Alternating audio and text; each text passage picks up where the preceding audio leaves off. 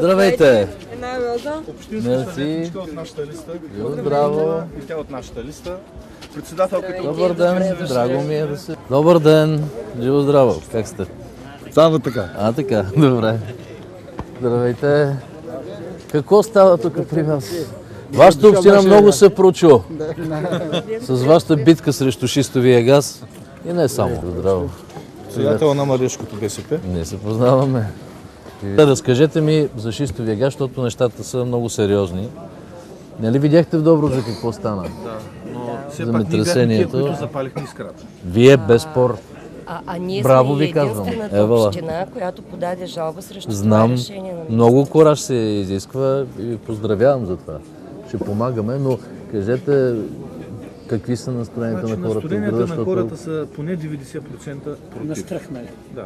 Разбира се, нас не обвинява, че политизираме проблема. Не, за страха на хората няма политизация. Хората искрено се страхуват. Това, че се е случило в предизборен период, какъв проблема си е политически, кмете. Защото какъв по-голям политически проблем от това дали водата, въздуха на вашия регион ще бъдат чисти или ще бъдат замърсени с токсични вещества.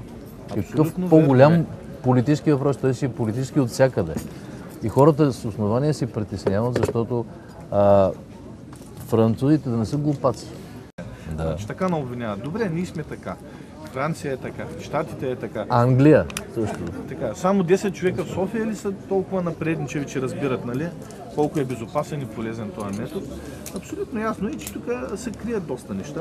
Ние сме общо взето селски район тук. Какво имаме ние като капитал? Една хубава земя. Това е капитала на хората. И сега да вземем да я отровим. Кой ще дойде да прави екоземеделие или селски туризъм ли, животновъдство ли ще развива, ще купува мляко от замърсен район? Това значи дребният бизнес на стотици, на хиляди хора да бъде ликвидиран, заради това някаква американска фирма голями корпорации да печелят. Това е. Защото на тях не им пука за вашето здраве, за въздуха, за водата. Знаете ли, че по цяла Добруджа е едно огромно подземно езеро. Сладководно, откъдето се захранват всъщност водоизточниците, откъдето и житото не се захранва. И то иначе с тези токсични вещества, които се вкарат за да разбият масите, да извлекат газа, е много опасна работа. Проблемът е, че от един сондаж може да се правят до 18 цикъла вкарване на вода, от налягане и изкарване. И после се отива на друго място. Пак са дупчи, пак няколко цикъла. И на друго. Десетки хиляди сондажи. И това е върху Добруджа. Не е върху някаква пустиня. Ако беше върху пустиня... Сега има един момент... Вадия вече почват сондажи. Не знам дали има сондажи, но... вижте, това, което знам, значи сега правителството даде на заден ход уж. Нали, до изборите казват спокойно и най-малък риск да има, ние няма да правим. Но просто те лъжат. Винаги са лъгали, показвали се, че изобщо не им пука да си променят позицията. Сега искат да минат изборите, хората да се успокоят. Ако се представи ГЕРБ добре, те ще кажат: извинявайте, имаме договор с Шеврон, нещата трябва да вървят. И вие видяхте каква беше реакцията на министър-председателя в Добруджа. В Добрич, като протестираха хората срещу шистовия газ, това беше толкова, как да го кажа, нахално. Не, да се каже на хората: ако ми протестирате, аз на пук ще подпиша. Това е просто ужасно.